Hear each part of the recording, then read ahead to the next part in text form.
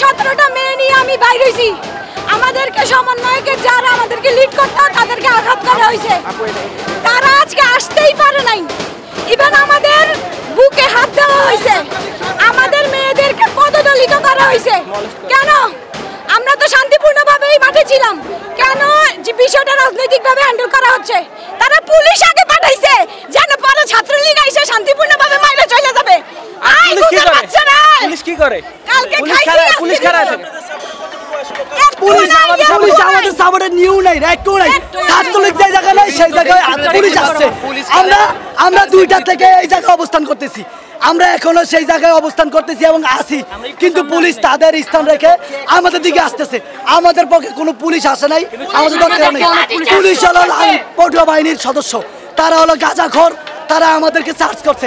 আমরাও করবো যখন আমাদের কিছু চলবে, এই বলতেছি। আমাদেরকে হামলা করেছে, যেই জায়গায় করেছে আমরা ওই জায়গায় অবস্থান করতেছি। তারা ওই যে আওয়ামী লীগ সন্ত্রাস বাহিনী ওখানে মিটিং করেছে, তারা সামনের দিকে আসছে আমাদের দিকে। আমরা কিন্তু যাচ্ছি না, আমরা আমাদের জায়গায় আছি। যদি আমাদেরকে গুলিবিদ্ধ হতে হয় এই জায়গায় হবো, এই জায়গায়। আমরা কারো বাধ্যতা সম্পত্তি চাচ্ছি না, আমরা চাচ্ছি আমাদের নেতা। আমরা কারো বাধ্যতা সম্পত্তি চাচ্ছি না, আমরা চাচ্ছি নেতা। আমাদের আজকে 5 জন ভাই নিহত হইছে। আমরা কি বসে থাকবো? সাধারণ জনগণের আক্রমণ হইছে, আমাদের বোনে মারছে, আমরা কিছু করতে পারি না, চোখ বন্ধ দেখছি আমরা। আমরা সে ক্ষোভ, আমরা তো শিক্ষার্থী, আমাদের দাবি হচ্ছে যুক্তিগত, ঠিক আছে? আমরা সবাই আসছি শুধুমাত্র কোটার জন্য, এখানে কিন্তু আমরা কোনো দলীয়ভাবে আসি নাই। সেই ক্ষেত্রে যদি ছাত্রলীগ আমাদের উপর হামলা করে সেটা কি সমতার ভিতর পড়ে? আমরা কোনো লাঠি নিয়ে আসি নাই, আমরা বোম নিয়ে আসি নাই, আমরা খালি হাতে আসছি। আমরা আমাদের দাবি খালি হাতে জানাচ্ছি। তাহলে আমাদের উপর যদি ছাত্রলীগ হামলা করে, এবং শুধু তাই না, আজকেও হামলা হয়েছে, আজকেও সায়েন্স ল্যাবে হামলা হয়েছে, 2 জন মারা গিয়েছে। আমাদের ভাই বোন সবাই আহত হচ্ছে, ঠিক আছে? তাই আমরা এই প্রতিবাদ জানাচ্ছি। এতদিন তো আমরা এত তীব্র প্রতিবাদ জানাইনি, কিন্তু আমাদের উপর যখন এইভাবে বোম আসছে, গুলি আসছে, এখন আমরা প্রতিবাদ নিয়ে দাঁড়াবো। এখন আমরা প্রতিটা ভার্সিটি কলেজ স্টুডেন্ট সবাই দাঁড়াবো। আমরা আমরা 5টা কলেজ মিলে বিশিষ্ট Noor Mohammad public college, Munshi Abdur, Dhanmondi ideal, Dhaka college আর এই কলেজগুলো মিলে আমরা শান্তিপূর্ণভাবে আপনার সায়েন্স ল্যাবে আন্দোলন করতেছিলাম। কিন্তু তখন দেখলাম যে হঠাৎ করে লাঠিসোঁটা নিয়ে, আগ্নেয়াস্ত্র নিয়ে আমাদের উপর ওই সাইড থেকে হামলা করছে।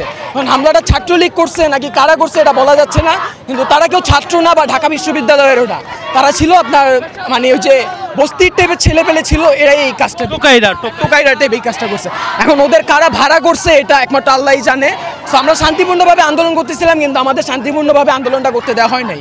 আমরা ভালোই সাড়া পেয়েছি সবার কাছ থেকে, কিন্তু আমাদের সরকার এখনো ওরকম সন্তুষ্টজনকভাবে কিছু করতে পারেনি আমাদের জন্য। কি করলে সরকার মনে হচ্ছে যে আপনাদের আন্দোলন? আমাদের হচ্ছে এই যে কোটা প্রথাটা, এটা পুরোটা বাদ দিতে হবে। কারণ আপনার কি কোটা আছে, আমার কি কোটা আছে? নাই। আমার দাদা অ্যাকচুয়াল মুক্তিযোদ্ধা, আমার দাদা কিন্তু মুক্তিযোদ্ধাই পায় নাই। আমার দাদা মৃত্যুর আগ পর্যন্ত মুক্তিযুদ্ধ সনদের জন্য লড়ে গেছে, পায় নাই মুক্তিযোদ্ধা। অ্যাকচুয়াল যারা মুক্তিযোদ্ধা তারা কেউ মুক্তিযোদ্ধার কোনোই পায় নাই।